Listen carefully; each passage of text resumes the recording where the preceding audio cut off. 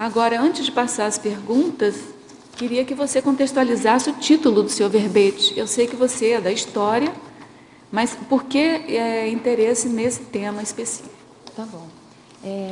O título Autohistoriografia, ele veio porque dentro da academia a gente não tem nenhuma linha de pesquisa que fale para o acadêmico, para o aluno, para ele escrever ou estudar a autohistoriografia.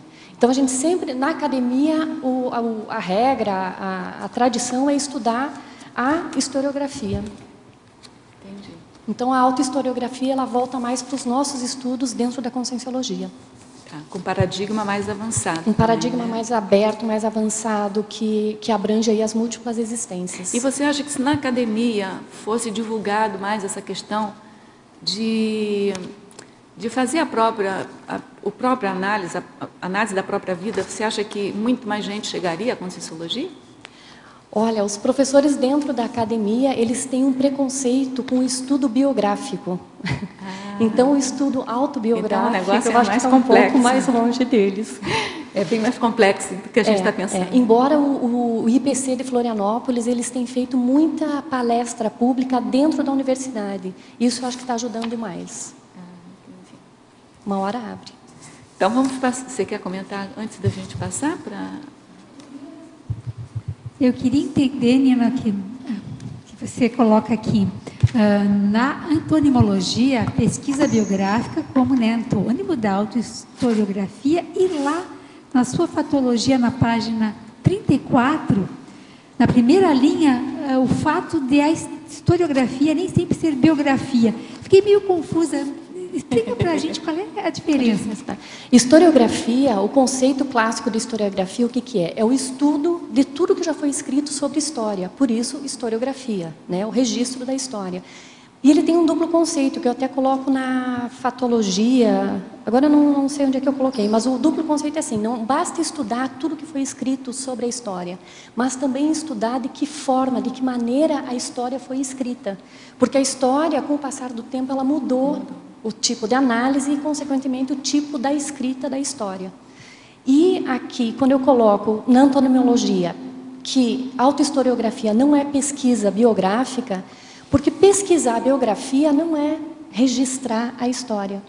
Você pode pesquisar várias biografias, mas enquanto você não faz o registro, isso não é uma historiografia. Entendi. A historiografia, ela se conclui, ela se efetiva a partir do registro de todos aqueles fatos que você tem a partir da análise disso tudo. Então, uma pesquisa biográfica, uma pesquisa histórica, ela não é historiografia. E quando eu escrevo a minha história, é que eu faço autohistoriografia. Quando você escreve a sua história, você pode fazer tanto uma biografia como uma historiografia. Por quê? A biografia, ela é um gênero historiográfico.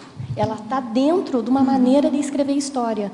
Por exemplo, dependendo do objeto de pesquisa do historiador ou do nosso objeto de pesquisa, no caso nós mesmos, nós podemos fazer uma biografia conscienciológica, consciencial. Mas nós também podemos fazer uma autohistoriografia. Qual é a principal diferença aí da autohistoriografia para a biografia? Geralmente a biografia, ela pode conduzir a uma análise tendenciosa. Você pode fazer o eclipse historiográfico. Então, você esconde alguma coisa, esconde algum traço que você não quer analisar. E se você coloca a historiografia numa análise dentro da biografia, você vai fazer uma análise mais fria, mais profunda sobre aquele traço. Você não vai querer esconder. Você vai... explicitar todas as intercorrências ali, né? Por que vai explicitar? Porque o principal objetivo da autohistoriografia é a autoevoluciologia. Então, você não vai esconder nada. Entendi, Nina. Agora ficou clara a diferença. Tertulianos. A verbetógrafa é a professora Nina Manfroy.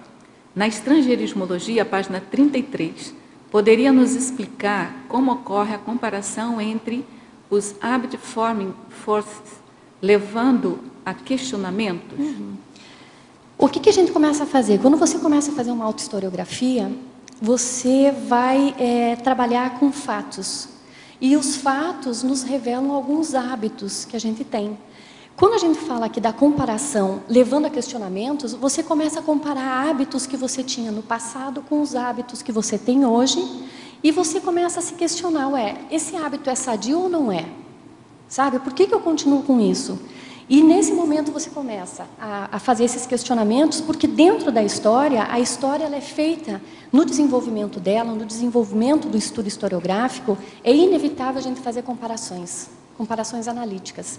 E eu sugiro para o teletertuliano, para ele dar uma olhada também no verbete do DAC, né, do Dicionário de Argumentos da Conscienciologia.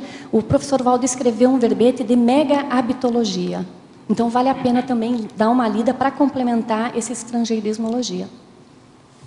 Na fatologia, página 34, linha 1. Poderia nos falar mais sobre o fato da biografia ser gênero historiográfico e o fato da historiografia nem sempre ser biografia? Sim. Acho que foi a pergunta que a Eliana fez, mas eu acho que é bom você repetir, porque é bem complexo.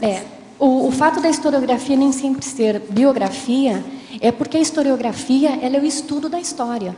Então, é o estudo e o registro da história. Então, quando você registra, você faz uma autohistoriografia, ou você está estudando história, ou você é um pesquisador independente que não tem a formação em história, mas o tema te interessa, você vai escrever uma historiografia do local, uma historiografia das pessoas, a historiografia de uma etnia, né, que pode ser aí os italianos, os indígenas, os alemães, os brasileiros, os portugueses. Então, a historiografia é a história, é a escrita da história em si. Você pode escrever a história de um país. Então, nem sempre a historiografia ela é uma biografia. Agora, o fato da autohistoriografia nem sempre ser autobiografia, foi isso, né? Essas duas que ela pediu, né? O fato da historiografia nem sempre ser biografia e o fato da autohistoriografia nem sempre ser autobiografia. Por quê? Porque dentro da tua autohistoriografia, você pode selecionar um traço específico para estudo. Eu faço um crescendo, uma enumerologia. Você pode ver que tem aqui a autohistoriografia das emoções, a autohistoriografia das tendências, a autohistoriografia do parapsiquismo, a autohistoriografia das energias, a autohistoriografia das confluências, que isso daqui você pode fazer, é uma pesquisa historiográfica bastante ampla, a autohistoriografia da interassistência, a autohistoriografia das superações.